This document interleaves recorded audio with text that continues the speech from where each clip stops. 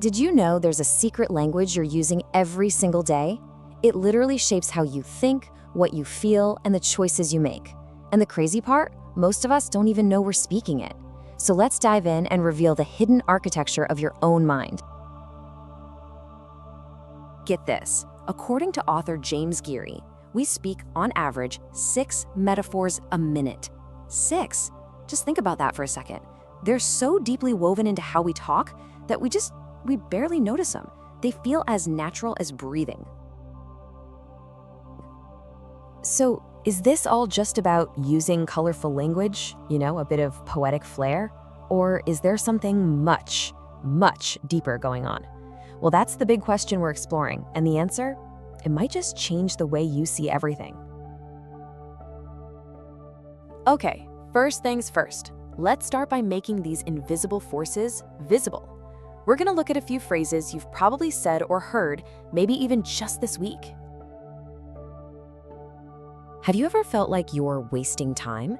Or maybe you need to save some time or spend your time a little more wisely?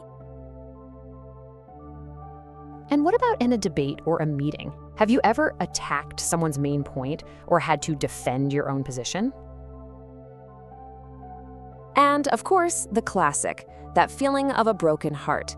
It's not literally shattered into pieces, right? But the feeling is absolutely real. So what's the thread connecting all of these? Okay, so here's where it all clicks into place. We don't just use these phrases randomly. They're built on these powerful underlying ideas. We talk about time as if it's money, something you can spend, save, or waste. We frame our arguments like battles to be won or lost. We see love as a trip with its own crossroads and long roads. And we treat ideas like food, something you can digest or that might be half-baked. You see, these aren't just words. They're the actual blueprints for how we experience reality. So how on earth does this actually work inside our heads? Let's get into the mind's blueprint. Because it turns out metaphors aren't just a fun little feature of language, they're a fundamental feature of thought itself. This quote from the pioneering cognitive linguist George Lakoff, it's absolutely crucial. What he's saying is that our entire conceptual system, the way we make sense of everything, is fundamentally metaphorical. We basically use what we know about the solid physical world to understand all the abstract stuff. And this is the key mechanism. It's called a conceptual metaphor. Our brain takes something abstract and kind of slippery, like an argument, and maps it onto something concrete and familiar, like a war. It's an incredibly powerful mental shortcut that lets us reason about really complex things, and fast. And this chart illustrates that mapping process perfectly. Look at it. When we talk about making a point, our brain thinks attack a position. Disagreeing becomes defending a claim. And every argument has to have a winner and a loser. This framing has real, serious consequences, which brings us to our next point. Right, so this isn't just some academic thought exercise. The metaphors we use, often without even realizing it, have a profound and totally measurable impact on our decisions, our attitudes, and even public policy. The novelist Milan Kundera just captured it perfectly. Metaphors are not neutral.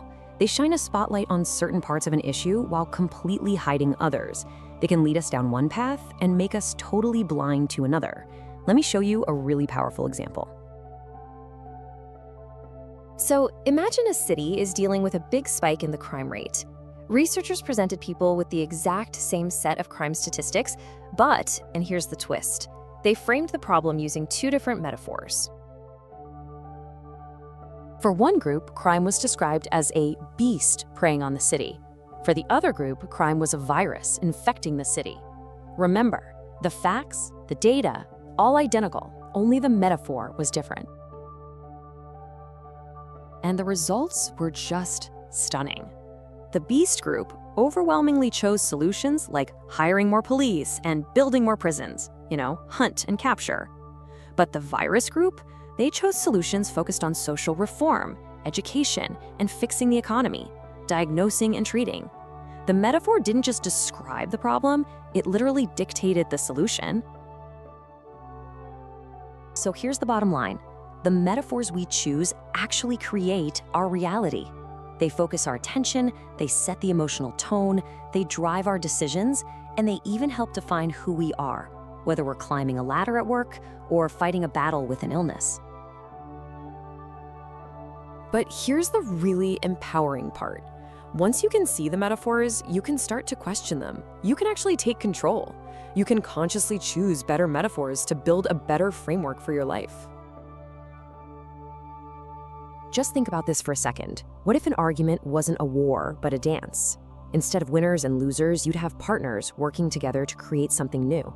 Or what if your career wasn't some rigid ladder with only one way up, but a garden that you could cultivate with patience, nurturing different skills and opportunities over time?